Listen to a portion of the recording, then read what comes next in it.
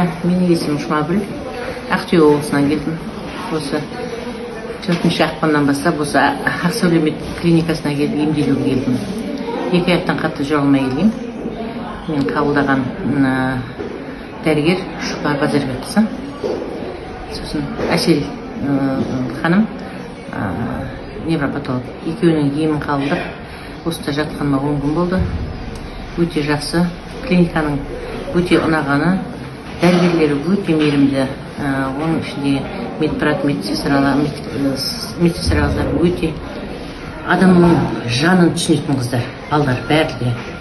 Бір денің сау болмай ауырып келген кезде олардың сөйлеген жылы сөзінің өзі адамға қатты демеу болады екен.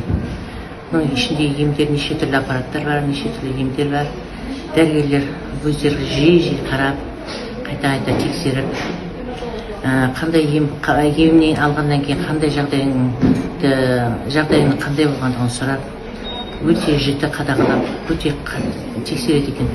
Маған қатты ұнағаны осы медбикелердің, осы медперсоналдың барлығының маған деген, жалғыз маған емес, пациенттеріне деген көзқарасы, қарым-қатынасы өте қатты тамаша.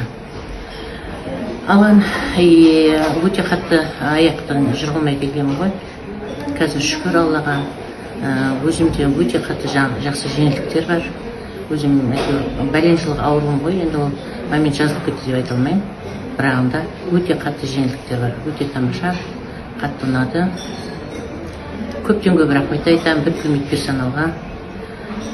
Еңбектері жемісті болсын, отбасылары дендері сау болсын, отбасылары аман болсын. Шын жүректен алғысымды білдіремін.